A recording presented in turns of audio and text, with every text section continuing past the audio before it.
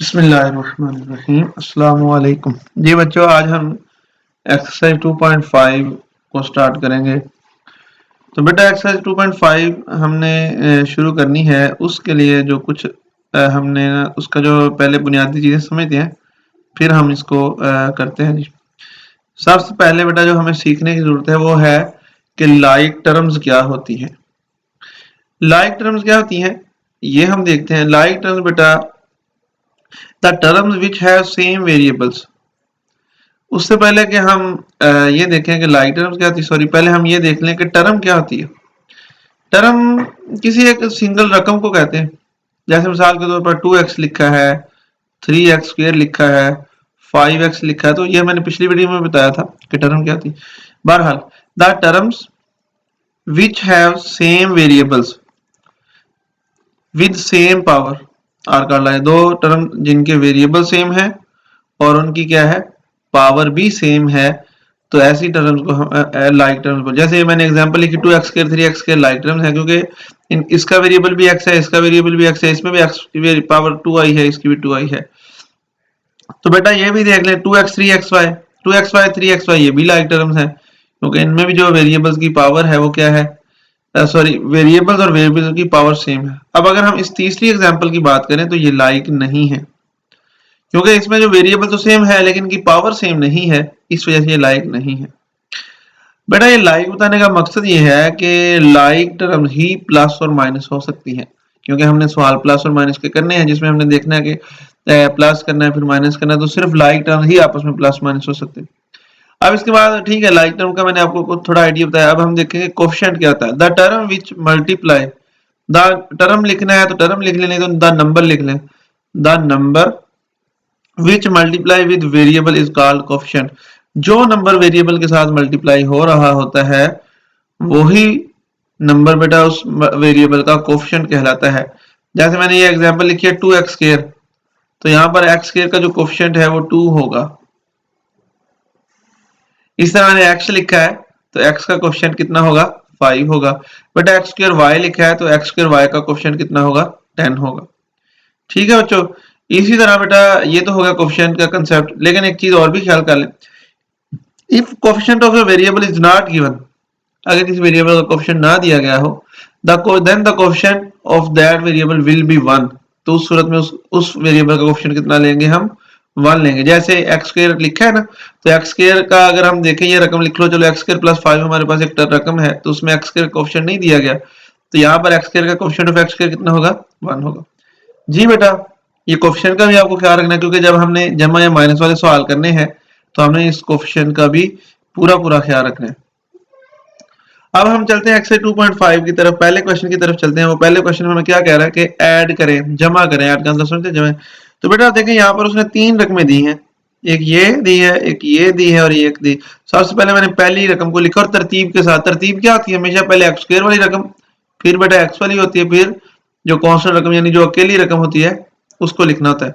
तो आप देखें x² वाली सबसे पहले आ रही थी 3x², उसको मैंने पहले लिख दिया। अब यहाँ पे प्लस की थी, पहली रकम के साथ प्लस जरूरी नहीं होता। उसके बाद 2x, उसके बाद +1। अब ये दूसरी रकम को इसके नीचे लिखा। वैसे तो एक तरीका ये है कि तीनों को इकट्ठा जमा कर लें, इस तरह थोड़ा सा मुश्किल हो जाता है, लेकिन हम क्या करेंगे, पहले 2 को प्लस करेंगे, फिर उसका जो जवाब आएगा उसको तीसरी के साथ। तो पहले 2 को प्लस करें। अब बेटा प्लस करने का मतलब ये है, पहले तो तरतीब के साथ लिखना है, लाइक लाइक के नीचे ही लिखनी है। अगर कोई लाइक नीचे वाली ऊपर वाली टर्म के साथ कोई लाइक नहीं तो उसको साइड पे लिख देना, ठीक है। अब इसको जमा करना कैसे है, सिंपल है। x² को x² के साथ जमा करने का मतलब ये है कि इसके कोफिशिएंट को आप जमा कर लें, बस हल। बाकी इस x² को कुछ नहीं आपने कहना, ठीक है। तो 3 और 2 को देखें, बेशक हमने इसको जमा ही करना है, लेकिन इसके साथ अब माइनस आ गया है, तो आपको पता है अगर अलामत एक जैसी ना हो तो वो रकमें माइनस होंगी। 3 में से 2 गए, एक x²। अब ख्याल रखें, अब वेरिएबल के साथ एक आ जाए तो लिखना जरूरी नहीं होता। इस तरह बेटा अब जवाब के साथ वो अलामत लगानी है जो बड़ी रकम के साथ है। 3 बड़ा या 2, 3 बड़ा ऐसा आता है तो इसके साथ प्लस है तो जवाब के साथ भी प्लस। अब ये दोनों क्या होंगे, ये भी प्लस होंगे, क्योंकि ये प्लस होंगे क्योंकि इनके साथ अलामतें एक जैसी हैं। 2 और 3 कितना हो जाएगा, 5x। बाद बचे ये x और x को x की 2 कर दें। ऐसा नहीं करना, जब रकमों को जमा माइनस करते हैं फिर ऐसा नहीं करना। इस तरह बेटा ये प्लस का 1 माइनस का 4 कितना हो जाएगा, माइनस का 3। ये माइनस होंगे ना, 4 में से गया 3, बड़ी रकम 4 है उसके साथ माइनस है, तो जवाब के साथ भी क्या लग जाएगा, माइनस।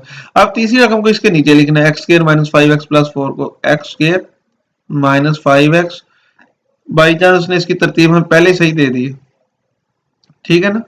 तो जी बेटा अब इसका हम देखते हैं, हल करें, प्लस ही करना है, इसके साथ भी 1 लगा, इसके साथ भी 1, बताया ना कोफिशिएंट को ही जमा करना होता है असल में। तो दोनों का कोफिशिएंट 1 1 है, तो 1 और 1 क्या हो जाएगा, 2 हो जाएगा। अब इनको भी प्लस करेंगे, ये माइनस तो माइनस करेंगे। अब इसका जवाब आ रहा है 0, 5 में से 5 0, तो जिनका 0 है ना हमको उसको कैंसिल कर दिया करेंगे। अब इन दोनों को माइनस करेंगे, 4 में से 3 गए 1 प्लस का 1, ये इसका बेटा आंसर। इसी तरह बेटा इसका हम देखते हैं, अब इसका पार्ट नंबर 2 तो आपने खुद करना है। पार्ट नंबर मैं आपको इसका करवा रहा हूँ जी 3, पार्ट नंबर 3 इसका करवाऊंगा आपको। पार्ट नंबर 3 में आप देख लें ये वाला सवाल, ए क्यूब माइनस, ये देखें पार्ट नंबर 3, ये नजर आ रहा होगा आपको, ये वाली रकम, ये इसमें बेटा 3 रकमें हैं, तो पहले 2 को जमा करेंगे, फिर उसका जो जवाब है उसको तीसरी के साथ। तो 2 रकमें आपको नजर आ रही, मैंने पहले लिख ली हैं, तो इसको हम हल करते हैं। ए क्यूब को ए क्यूब में जमा, सॉरी ये मैंने सवाल लिख दिया माइनस वाला, सॉरी मैं आपको प्लस वाला वो ऊपर लिखा, ये लिखा प्लस वाला, सॉरी। पहले इन दोनों को जमा करेंगे, ये 2 रकमें हैं जो, फिर उसका जो जवाब है उसको तीसरी के साथ चले करें। तो 4 इसके साथ 1 लगा, 4 और 1 कितना हो जाएगा, 5, 5 1 3 बेटा। इसको देखें ये प्लस करना था, लेकिन इनके साथ अलामतें मुख्तलिफ आ गई, इस वजह से इनको माइनस करेंगे। 6 में से 2 गए 4, 4a स्क्वायर b, ये b की तो उनको बेटा ऐसे ही नीचे उतार लें, या पहले 2ab की 2 लिख लें तरतीब के लिहाज से, देखें ना b की 2 फिर b की 3 आएगी ना, तो b की 3 को बेटा आप एंड पे लिख लें, ऐसे दोनों को उतार लेना। अब तीसरी रकम इसके नीचे लिखें, सबसे पहले क्या आ रहा है 2b क्यूब, तो 2b क्यूब को इसके नीचे लिख लें, 7 प्लस आ रहा है। इसके बाद आ रहा है माइनस 5a क्यूब, तो वो बेटा यहाँ पे आ जाएगा 5a क्यूब। इस तरह माइनस 4a स्क्वायर बी, तो वो यहाँ पे आ जाएगा 4a स्क्वायर बी। अब इनको हमने करना है प्लस, ये प्लस की ये माइनस की, जो जीरो बन रहा है, जो आप 5 में से 5 जो जीरो वाली रकम उसको कैंसिल कर दें, इसका बेटा जीरो बन रहा है, इसको भी कैंसिल कर दें। अब इनको नीचे उतार के लिख लें, 2ab स्क्वायर के साथ कोई रकम नहीं हल हो रही, तो इसको वैसे उतार लें। अब इसके साथ 1 लगा है और इसके साथ 2 लगा है, 2 और 1 कितना हो जाएगा 3, 3b की 3, ये बेटा इसका आंसर है, ठीक है जी। अब क्वेश्चन नंबर 2 की तरफ चलते हैं, उसमें हमने माइनस करना है। माइनस में थोड़ी सी एहतियात जरूरी होती है। उसने लिखा है कि subtract p from q, q में से p को माइनस करें, तो साफ ज़रा फिर q जो है वो हमारा ऊपर आएगा, p क्या होगा नीचे। तो ये बेटा ये दूसरे का पहला पार्ट है, तो मैंने क्या किया है, q वाली रकम को ऊपर लिखा है, ये q वाली रकम है, और ये हमारी p वाली रकम नीचे वाली, इसको हमने क्या किया नीचे की, और इनको हमने माइनस करना है। तो ठीक है, मैंने ये पहली रकम लिखी है, उसके नीचे ये लिखी है लाइक, लाइक्स के नीचे। अब एक बात जो मेन चीज है, एक तो ये ख्याल रखना है कि फॉर्म के बाद वाली रकम हमेशा ऊपर लिखनी है। दूसरा बेटा आपने ये ख्याल रखना है कि हमेशा जब भी रकमों को माइनस करना है ना, तो उसमें यह ख्याल रखना है कि नीचे वाली रकमों की ना अलामतें हमने बदलनी है। अगर वो प्लस की है कोई, हर रकम की अलामत बदल देनी है। अगर वो रकम प्लस की है तो हम उसको माइनस करेंगे, जैसे ये प्लस की माइनस की प्लस की माइनस की माइनस की तो प्लस की। तो बेटा अब जो हमने नई अलामत लगाई ना, जैसे ये लगाई है इधर, ये अब इसको ही कंसीडर करेंगे, पहली वाली को कंसीडर नहीं करेंगे, यानी अब इसको इग्नोर कर देंगे। हम कहेंगे ये माइनस का 3 है, ये माइनस का 5 है, ये माइनस का 2। अब इसको हल कर ले उसी तरीके से, ये बेटा एक्स की 4 रह जाएगा, एक एक्स की 4 तो एक ना भी लिखे, ये रह जाएगा माइनस 4 एक्स की 3 रह जाएगा बेटा। ये 2 माइनस का 2 ये कट जाएगा जो, और ये माइनस का 1 एक्स जमा का 1 एक्स, तो ये भी कट जाएगा, और प्लस का 1 नीचे आ जाएगा। यही बेटा इसका आंसर है। अब बेटा इसका तीसरा पार्ट, दूसरा पार्ट अपने खुद करना ही, मैंने लिखी है रकमें, तो इसमें भी अलामतें चेंज करेंगे, प्लस की माइनस की, ये प्लस की माइनस की, ये प्लस की माइनस की, ये प्लस की माइनस की, ठीक है। तो ये प्लस का एक है और ये माइनस का एक और है, प्लस का एक, ये माइनस का एक है ना, इसके साथ एक, तो एक में से एक गए 0, जिस वजह से इसको हम क्या करेंगे कैंसिल कर देंगे। ये माइनस का 3, ये माइनस का 2, तो एक जैसी अलामतें प्लस हो जाएगा, तो माइनस 5a स्क्वायर बी। इस तरह बेटा ये प्लस का 3, ये माइनस का 3, ये क्या हो जाएंगे कट जाएंगे, ये माइनस का b की 3, ये माइनस का b की 3, माइनस 2b की 3 है ना, क्योंकि इसके साथ 1 लगा है, इसके साथ 1 लगा, तो 1 और 1 कितना हो जाएगा 2 हो जाएगा। ये बेटा माइनस के सवाल आपके पूरे हुए। इसके बाद हम चलते हैं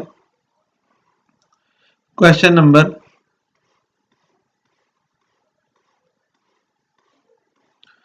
जी, क्वेश्चन नंबर बेटा इसके बाद 3 पे। 3 में आपको देखो क्या कहता है वो, find the value of x minus 2y plus 3z, इसकी हमने वैल्यू निकालनी है और इन वैल्यूज का इस्तेमाल करना है। जो वैल्यू x की वैल्यू दी है, y की दी है और z की दी, तो हमारे पास ये रकम है बेटा, ये देखे नजर आ रही ना, ये रकम, इस रकम में जो उसने दी है उसमें हमने वैल्यूज पुट करनी। यहाँ पर x है तो यहाँ पे हमने x की वैल्यू पुट कर दी, ये 2 अपनी जगह पे, फिर हमने किसकी वैल्यू पुट कर दी, y की, फिर 3 अपनी जगह पे, फिर हमने किसकी वैल्यू पुट कर दी, z की पुट कर दी। अब बेटा ये ब्रैकेटों को खोलेंगे, इस ब्रैकेट को खोला तो यही आंसर आ गया। इसको खोलेंगे, ये ख्याल रखना है, 2 को सबके साथ हमने क्या करना है, मल्टीप्लाई करना है। 2 को 2 के साथ किया, 2 2 बार 4, 1 ही 3 हो जाएगा, 2 को 3 से किया 6, और माइनस प्लस का भी ख्याल रखना है, ठीक है बेटा। और ये फिर इसके बाद 3 को किया मल्टीप्लाई, 3 को किया तो ये आंसर। इससे अगला स्टेप हमने ये किया कि a की 4 वाली पहले लिखी है, फिर a की 3 वाली लिखी है, फिर a की 2 वाली लिखी है, फिर a वाली लिखी है। तो a की 4 वाली तो एक ही रकम थी, वैसे नीचे उतार ली। a की 3 वाली, ये 3 रकमें थी, इन तीनों को हल किया तो ये जवाब मिला। a की 2 वाली हल की है तो ये, और a वाला किया तो बेटा ये जवाब मिला, और ये कांस्टेंट रकमें थी वो एंड पे, तो उनका जवाब ये मिला। अब आपको पता ही है, ये a की 3, ये -4 की -5 a की 3 हो जाएगा, तो -5 a की 3 जमा 9 की 3 जमा 4 a की 3। इस तरह आपको पता ही है बेटा, लाइक टर्म के क्वेश्चन को ही हल करना होता है ना। तो अगर ना समझ आए तो आप इस तरह कहिए ना, पहले इन दोनों का देखें जवाब, जो जवाब आया उसको तीसरे के साथ हल करें, इन दोनों का जवाब देखें, जो जवाब आया उसको तीसरे के साथ देख लें, ठीक है जी। इसके बाद बेटा आगे देखें, सवाल नंबर जो है हमारा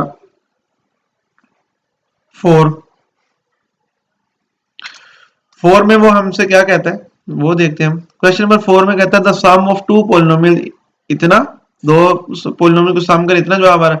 अगर उसमें से एक पॉलिनोमियल ये हो तो दूसरी बताएं, यानी 2 पॉलिनोमियल को जमा किया, एक की वैल्यू उसने बता दी, देखो ये इसकी वैल्यू उसने बता दी है, दूसरी पॉलिनोमियल कौन सी है वो हमें नहीं बताई, तो उसको हमने लेट ए कह देना, let the second polynomial is a.